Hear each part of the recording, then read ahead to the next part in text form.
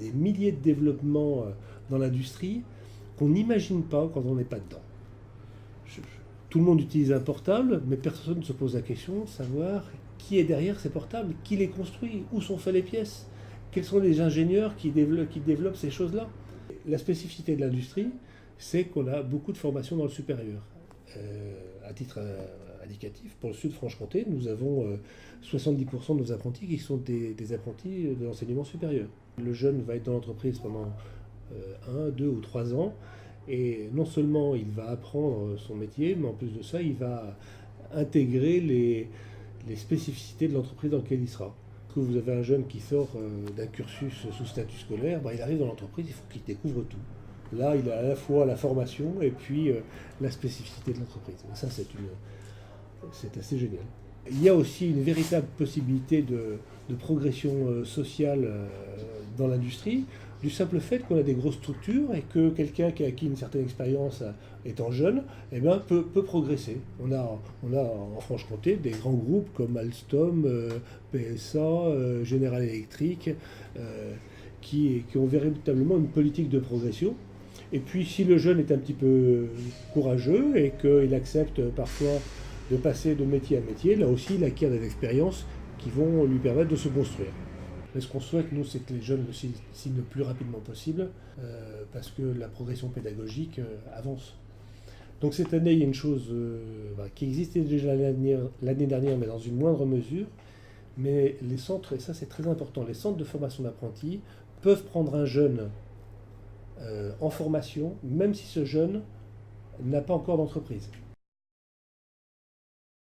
Ouais, c'est un domaine qui me plaît, qui a des débouchés, quoi. Faut dire ce qui est.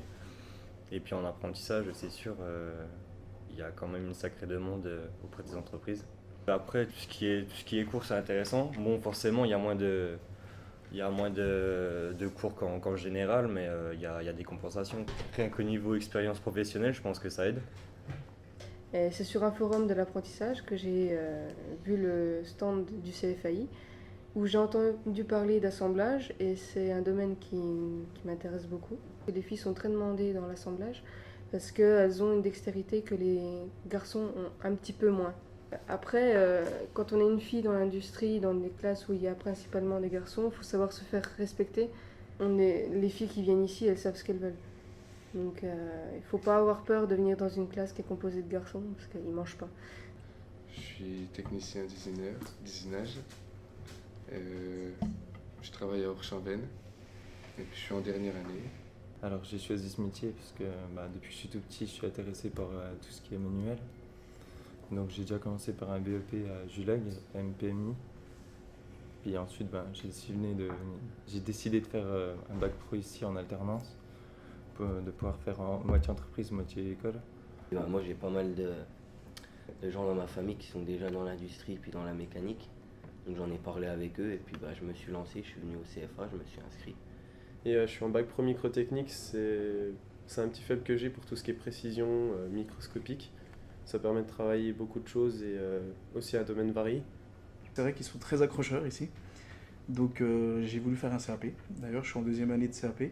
En tout cas je conseille tout le monde à commencer un CAP. Ça fait 2 ans, on peut bien savoir ce qu'on fait, traditionnel, CN, on se situe assez bien. Et après on peut attaquer nos 2 ans de bac, ça n'empêche pas du tout d'aller en bac.